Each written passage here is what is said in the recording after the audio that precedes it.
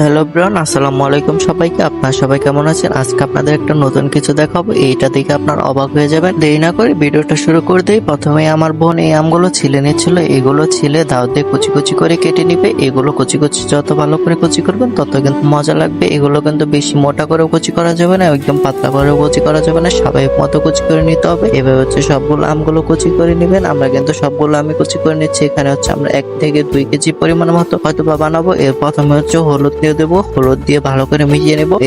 এটা কিন্তু বানানো কিন্তু খুবই সহজ, শুধু হলুদই লাগে। অনেকে লবণ দেয়, আপনারা কিন্তু লবণ দিতে যাবেন না, লবণ দিলে কিন্তু নষ্ট হয়ে যাবে। এবং হচ্ছে এখানে হচ্ছে আমরা আম মেখে খেয়েছিলাম, আম মাখা খেতে কিন্তু অনেক মজা, কাঁচা আম মাখা খেতে কিন্তু অনেক মজা লাগে। এবং হচ্ছে এগুলো হচ্ছে রোদে শুকিয়ে নিব। এগুলোর ভিতরে কিন্তু আর কিছু দেওয়া হয় না। এই তো দেখুন বিকেলেই কতটা শুকিয়ে গেছে। এবং হচ্ছে এটা হচ্ছে পরের দিন সকাল, এবং পরের দিন সকালে বিকেল বেলায় দেখুন কত সুন্দর হয়ে গেছে। আমাদের কিন্তু একটু শুকাতে কিন্তু 3 দিন লেগেছে। 3 দিন পরে একটা সরিষার তেল দিয়ে কাচের বোতল দিয়ে এই আমগুলো রেখে দেবো। এই আমগুলো দিয়ে কিন্তু আপনার চুরি ভাত যে কোনো খেতে পারবেন, অথবা ডাল দিয়ে ভাত যে কোনো কিছু আপনার খেলে কিন্তু অনেক মজা লাগবে। এবং আজকে আমাদের বাসায় কাঁঠাল রান্না করেছে। এই তো কাঁঠাল ভাজিটা অনেক মজা হয়েছিল।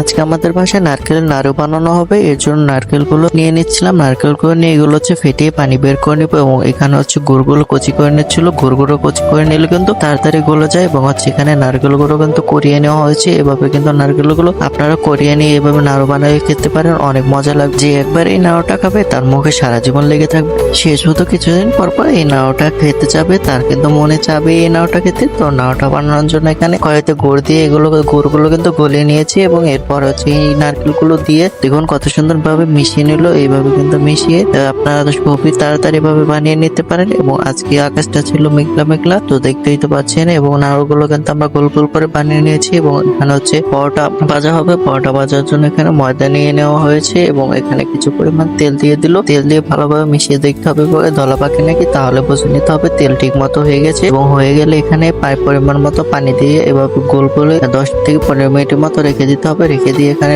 পরোটা বানানোর প্রসেসে চলে আসতে হবে। এখানে পরোটা বানানোর জন্য একটা রুটি বেলার পিড়া নেওয়া হয়েছে। এবং এখানে হচ্ছে আটা দিয়ে পরোটাটা ঢলে ঢলে বানিয়ে নেবো। অনেকেই কিন্তু তেল দিয়ে বানিয়ে নেয়, তেল থেকে এইভাবে কিন্তু ময়দা আটা দিয়ে বানিয়ে নিলে কিন্তু অনেক ভালো লাগে। এবং এইভাবে হচ্ছে ভাঁজ করে পরোটাটা বানিয়ে নেবো। পরোটার কিন্তু রুটি গোল হোক বা না হোক, পরোটাটা এভাবে ভাঁজ দিলে কিন্তু পরোটাটা সুন্দরভাবে হয়ে যায়। এবং এটা হচ্ছে উল্টে নিয়ে ভালোভাবে বেলে নিলে কিন্তু আমাদের পরোটাটা রেডি হয়ে যাবে।